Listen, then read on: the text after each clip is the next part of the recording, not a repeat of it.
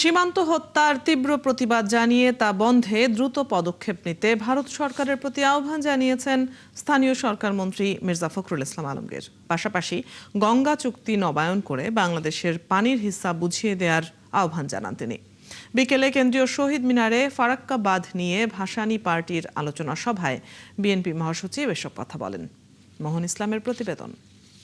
আমরা দেখতে চাইবো জনগণকে যুক্ত করে ফারাক্কা বাঁধ নিয়ে ভাসানী জনশক্তি পার্টির এই আলোচনা সভা শনিবার বিকেলে কেন্দ্রীয় শহীদ মিনারে সভায় যোগ দেন গণতন্ত্র মঞ্চের নেতারা। এতে সরকারের দুজন গুরুত্বপূর্ণ মন্ত্রীও অংশ নেন।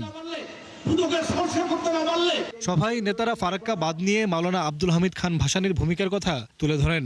বলেন, পতিত আওয়ামী লীগের নতজানু পররাষ্ট্রনীতি থেকে বের হয়ে আসতে হবে এই সরকারকে। মেঘালয় থেকে শুরু করে ওই অঞ্চলে নতুন করে উজানে আবার তারা বাঁধ তৈরি করবার পায়তারা করছে। আমরা তিস্তার পানির যে উপযুক্ত ব্যবস্থাপনা, সেই ব্যবস্থাপনার একটা মহাপরিকল্পনা সরকার অনেক দূরে এগিয়ে গেছেন। ওই গঙ্গা নদী সহ 54টা নদী, আন্তর্জাতিক নদীর পানির পর বাংলাদেশের মানুষের সেই হক ও আদায়, হক প্রতিষ্ঠা হক আছে। তথ্যমন্ত্রী দাবি করেন, বিএনপি সরকারই পারবে ফারাক্কা বাঁধ নিয়ে সমস্যার সমাধান করতে। ধানের শীষ জানে ফারাক্কার সমাধান কেমন করে করতে হবে।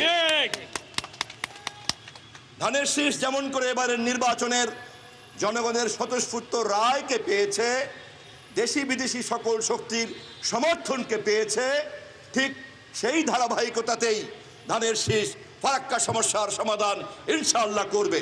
সবশেষ কথা বলেন বিএনপি মহাসচিব ও স্থানীয় সরকার মন্ত্রী মির্জা ফখরুল ইসলাম আলমগীর। বক্তব্যে তিনি ভারত ও পশ্চিমবঙ্গের শীর্ষ নেতাদের বাংলাদেশ নিয়ে নেতিবাচক বক্তব্য দেওয়া থেকে বিরত থাকার আহ্বান জানান। দয়া করে অযথা এমন বক্তব্য বাংলাদেশের বিরুদ্ধে দেবেন না যা বাংলাদেশের মানুষ আপনাদের বিরুদ্ধে গিয়ে হাজির। পরে সীমান্ত হত্যার তীব্র সমালোচনা ও প্রতিবাদ জানিয়ে তা বন্ধে ভারত সরকারের প্রতি আহ্বান জানান। গঙ্গা চুক্তির বিষয়েও কথা বলেন মির্জা ফখরুল। সীমান্তে গুলি করে হত্যা করা হয় আমার নাগরিকদের, তখন সেটাও আমরা মেনে নিতে পারি না। আমরা তীব্র ভাষায় তার প্রতিবাদ জানাচ্ছি এবং অবিলম্বে সীমান্তে হত্যা বন্ধ করার জন্য আহ্বান জানাচ্ছি। আমরা আহ্বান জানাচ্ছি আর কোনো টালবাহানা না করে এই ডিসেম্বর মাসে আমাদের চুক্তি যেন নবায়ন করা হয়, সেটা অনির্দিষ্ট কালের জন্য করা হয়, নেক্সট চুক্তি না হওয়া পর্যন্ত। 3 মাসে সরকার সমস্যা চিহ্নিত করে সমাধান করছে বলে দাবি তার। নবনির্বাচিত মোহন ইসলাম, 71, ঢাকা।